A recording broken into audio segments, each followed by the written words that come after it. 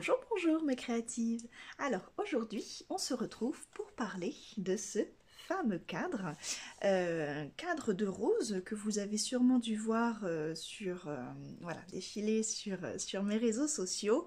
Alors ce cadre est une commande que j'ai reçue, voilà, une demande particulière que j'ai reçue et que j'ai accepté de faire. Nous avions déjà, enfin j'avais déjà fait un tuto sur ce cadre de rose que j'avais fait, si je me trompe pas, pour la fête des mères, pour ma petite maman. Et voilà, et c'est vrai que ce cadre a toujours eu beaucoup de succès et j'ai eu beaucoup de questions, donc je me suis dit, voilà, comme il y a eu, voilà, j'ai publié une petite vidéo sur la confection de ce cadre que je vous mettrai en fin de vidéo.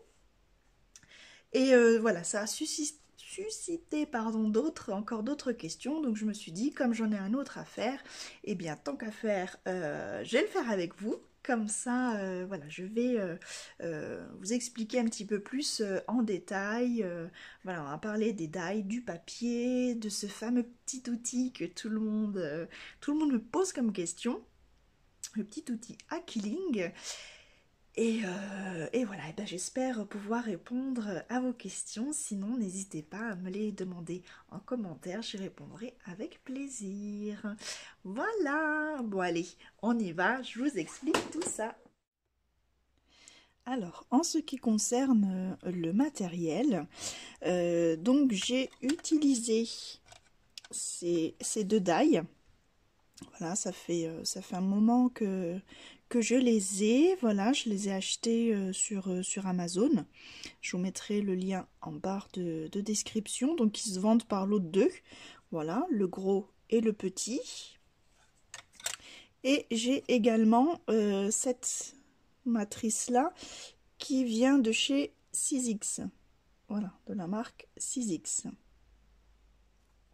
Et voilà, donc celui-là, je l'ai acheté sur Vinted, mais vous pouvez le retrouver également sur Amazon. Voilà, donc ces die nous font voilà, des belles découpes comme ça. Donc ça, c'est pour le gros, le petit, et l'autre de chez 6X, voilà, qui nous fait des découpes comme ça. Alors, en ce qui concerne le papier, donc ce qui est bien, c'est d'utiliser un papier pas trop épais. Parce que comme on va venir le rouler avec ce petit outil Aquilling, si c'est trop épais, ça va pas être, comment je dirais, le papier va pas être flexible et ça va faire comme des carrés comme ça, et du coup voilà, on n'aura pas le bel arrondi de la rose comme ça. Donc je préconise quand même, là j'ai pris du papier qui fait 120 grammes au mètre carré.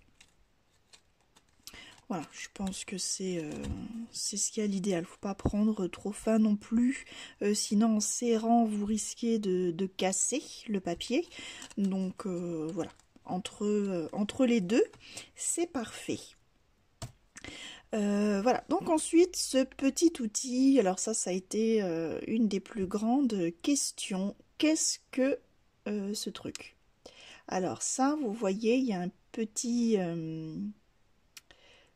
l'embout est fendu, c'est pour justement pouvoir passer le papier et l'enrouler sur lui-même. Voilà, je vous ferai la démonstration après. Donc ça, c'est une technique qui s'appelle le quilling. Voilà, bon, on enroule les papiers pour former des formes. Voilà, des formes et bien d'autres. Donc c'est un outil Aquilling, voilà, que l'on peut trouver dans tout rayon loisirs créatifs, voilà, avec son petit embout fendu. Alors, en ce qui concerne nos roses, donc je vais vous montrer comment j'ai formé ces magnifiques roses. Donc ça c'est la grosse, voilà, là j'ai la plus petite, voilà, et l'autre ronde. Alors on va commencer par la ronde, donc la matrice de chez Sizzix, donc qui nous donne ceci. Alors vous pouvez remarquer qu'il y a un endroit et un envers, toujours comme chaque die. Vous voyez, on voit la marque de découpe. Donc on prend bien la face, je dirais la face la plus propre, hein, la face avant, pas la face arrière. Voilà, donc on prend la face avant. On rentre notre l'embout, hop, à l'intérieur, voilà, comme ceci. Et on va venir l'enrouler sur lui-même, mais attention à toujours garder la ligne en fait de la rose. Vous voyez, il faut toujours qu'elle reste droite. On tourne, mais on suit cette ligne. Vous voyez, ils sont tous... on le laisse bien aligné. J'espère que je m'exprime bien, que vous comprenez ce que je dis. C'est vrai que des fois, c'est pas forcément évident d'expliquer. Voilà, donc là, hop, attends, vous voyez le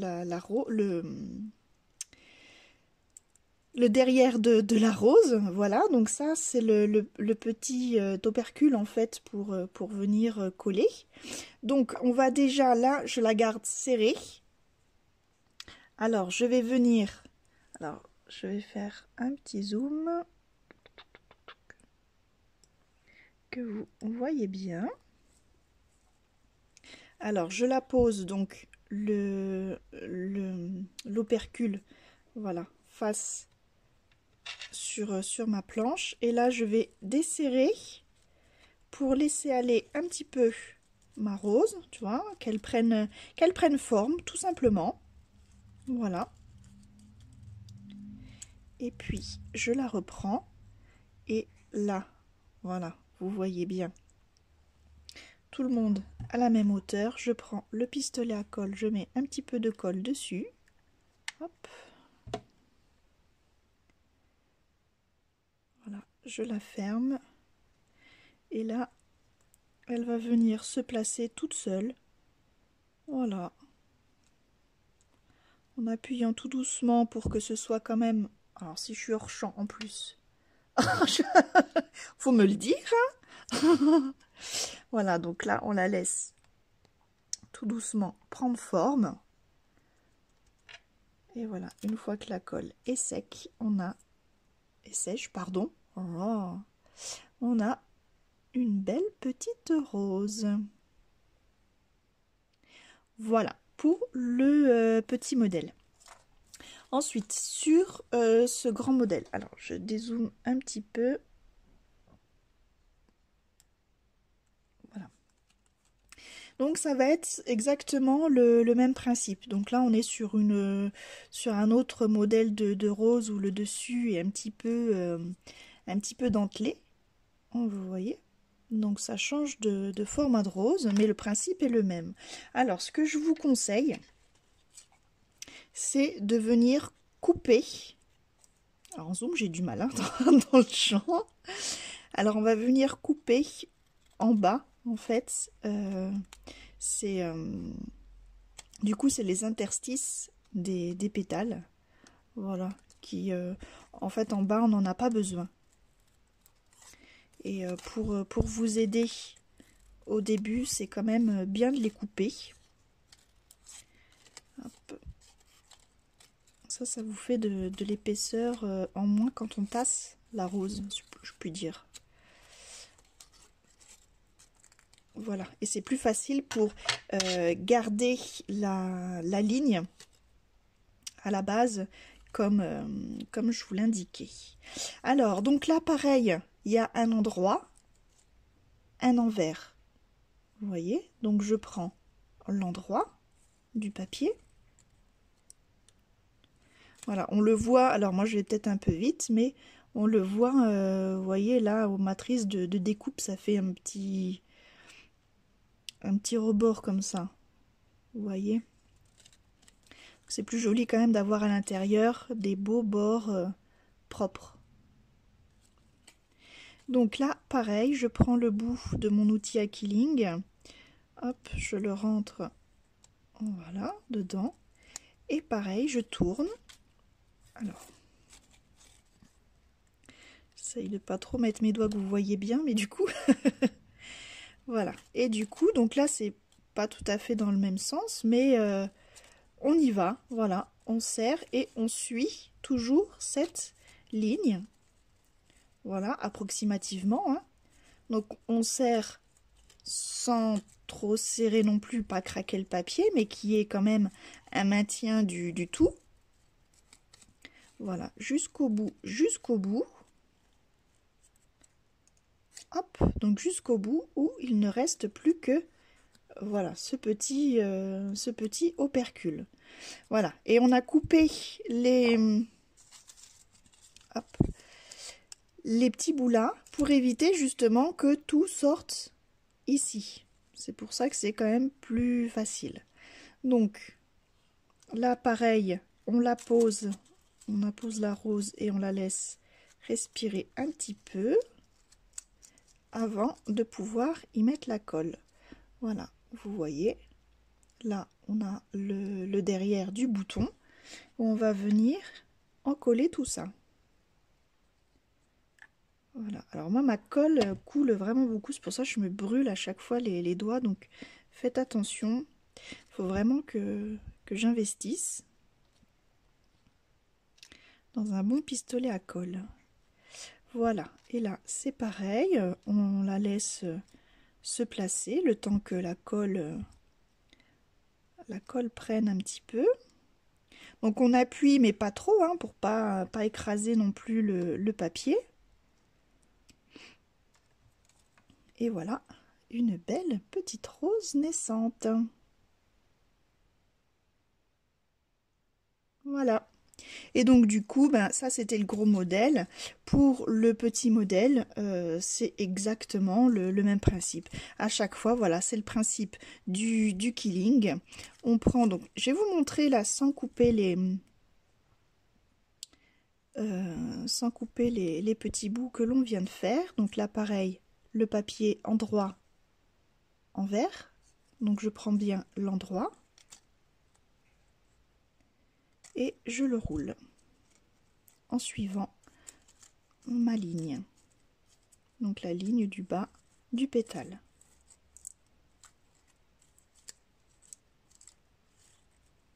Voilà, jusqu'au bout. Et en fait, nous, ce qu'on a coupé, eh bien, alors si ça fait bien, voilà, le focus, c'est tout ça là. Voilà, ça fait un gros, voilà, un gros boudin, si je puis dire. Et voilà, ça empêche que, vous voyez, avant c'était bien droit, et là c'est, voilà, c'est moins facile.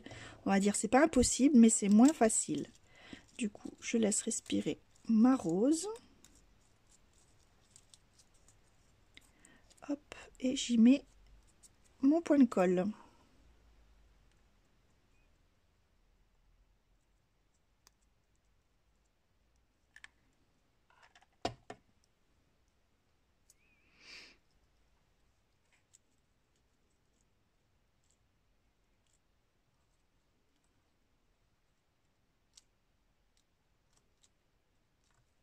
Hop.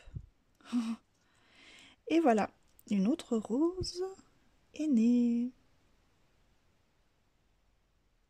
Voilà, à vous à trouver voilà, votre vitesse de croisière, hein, comme on dit, voilà. À faire vos essais, mais vous verrez, c'est pas bien compliqué. Allez, maintenant j'ai encore, hop, tout ça à rouler. On se retrouve juste après. Voilà, j'ai fini de fabriquer toutes mes roses. Je vais pouvoir venir les coller maintenant sur mon cœur, voilà, que j'ai en porte-piécé avec le die cœur de chez Sizzix. Voilà, donc là j'ai utilisé le plus gros des cœurs, hein, puisque c'est des die en lot de plusieurs cœurs. Voilà, donc j'ai pris le plus gros cœur. Pour garder la belle forme du cœur, je vais commencer en fait par, je dirais, les extrémités, le bout là et le bout ici, pour être sûr qu'on finisse par une belle petite rose. Alors, je vais y mettre ici une petite. Donc, tout simplement, voilà, avec de la colle au pistolet à colle au bout. Et voilà. Hop. Et ici, je vais en mettre une autre. Je vais en mettre une plus grosse. Alors, au passage, j'essaye d'enlever les fils de colle. Mais c'est pas forcément évident. Vous allez voir qu'au fur et à mesure de la création, il va y avoir comme une toile d'araignée qui se forme, c'est normal. Hop. Voilà. Et après, on remplit, voilà, tout le tour et par voilà, comme on a envie, on remplit le cœur. Alors.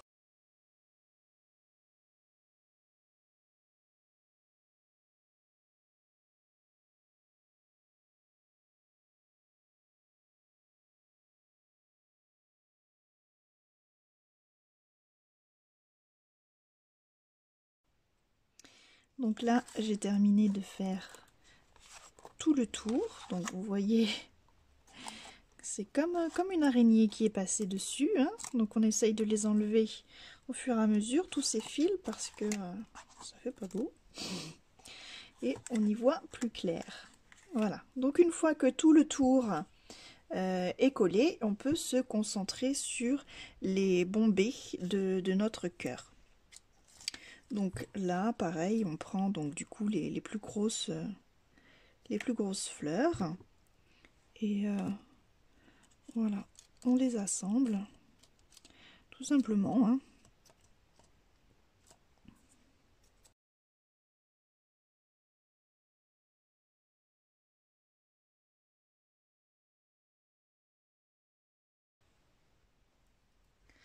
Et donc, à présent que notre cœur est formé, on va venir avec des die feuilles. Voilà, donc moi c'est ceux-là, je serais incapable de vous dire où je les ai achetés, tellement depuis le temps que je les ai. Alors j'aime bien parce que on peut leur donner plusieurs formes, et surtout pour on va dire ces formes de cœur. Vous voyez, je vais les découper et on va accentuer justement cette forme cœur avec le feuillage pour le pourtour. Alors, hop, je vais venir découper comme ceci.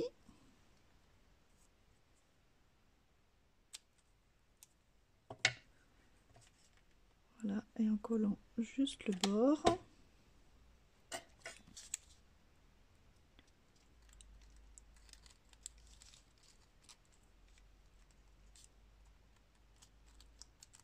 Voilà. Et en voyant, en dépassant un petit peu à l'intérieur du cœur, ça va donner une petite dimension, un petit volume. Voilà, et on fait pareil donc avec l'autre morceau que l'on vient coller ici, et ainsi de suite sur tout le tour.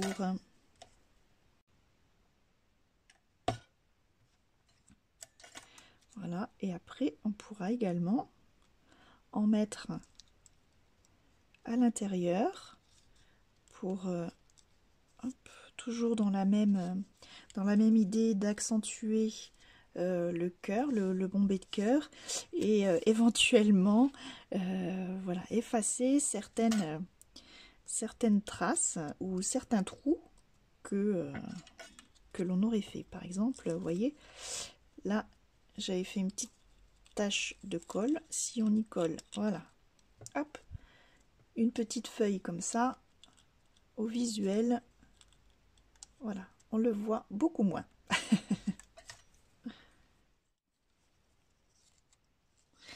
Et voici notre cœur à présent terminé. Il ne reste plus qu'à l'insérer dans le cadre. Alors, pour cela, il nous faut un cadre 3D, bien sûr. Donc un cadre comme ceci. Voilà, vous voyez, avec la vitre. Alors en fait, c'est un cadre qui a je vous montre, une rehausse. Voilà, qui permet d'avoir une profondeur, justement, où on peut, voilà, on peut y glisser tout un tas de petites choses. Donc du coup, alors je mets ça de côté pour pas le casser. Hop. Je remets ma feuille en dessous. Voilà, je garde ce cadre et je place, voilà, le cœur dessus pour bien voir comment il va s'intégrer dedans. Et voilà, c'est parfait. Donc voilà, je n'ai plus qu'à coller mon cœur et éventuellement, voilà, petites étiquettes, petites décorations.